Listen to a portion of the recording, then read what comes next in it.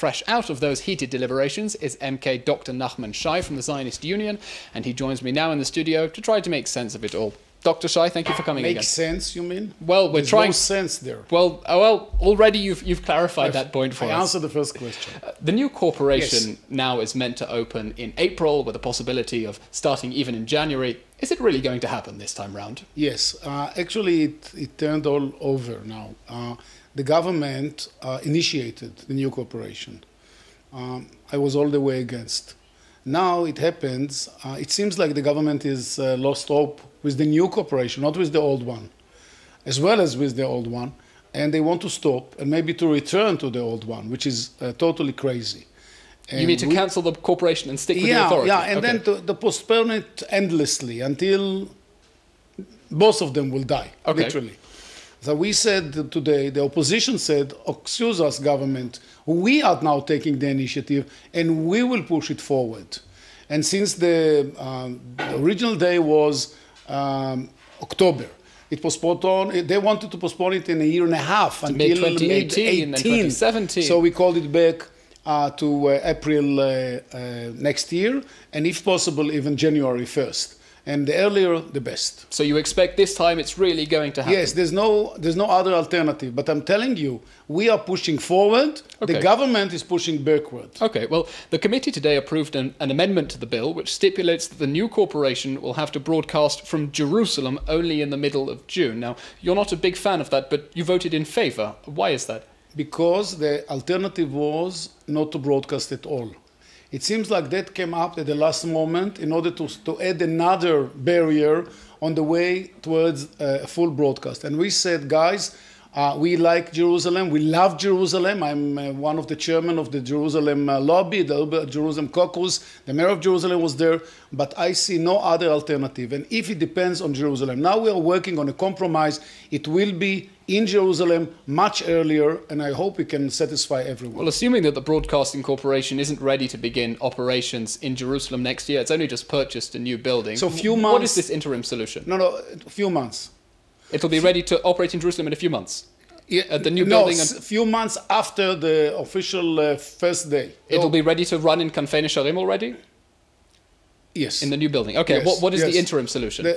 That's the more or less the interim. The government said, if you are not ready, don't start at all. So from that we learned that they really don't want to start at all. But once it is ready, where will it be broadcasting from? From Modi'in? It will start, yes. From Modi'in. Kol Israel will go out from Modi'in. No, the Kol Israel, the news will be from Jerusalem. Okay. There's no Kol Israel from Jerusalem, and it will be actually from Modi'in. Also, we are living in a world that you really don't know where you are and what you are doing, but it will be from Jerusalem. Why does Israel need public broadcasting in the first place? Are you British or American? British. So British you should understand. American would not. British, we are following the British system with BBC. Most of the European countries have public service. America is different, mostly commercial. There's a public service, but it's different. I believe that side by side with commercial powers, we should have a commercial television, we should have a public one, which the major force will be how to serve best the public interest. Which is something you believe the commercial channels aren't able to satisfy? But it's not their first priority, even if they wouldn't admit. They are commercial, they're supposed to make money. And public channel has different criteria. Okay. Dr. Shai, you've been active in efforts to mandate English language broadcasting in legislation. Much has been done with Arabic and other languages. Where does this stand? So far we understand that requests to the Broadcasting Corporation to clarify whether they plan to include English.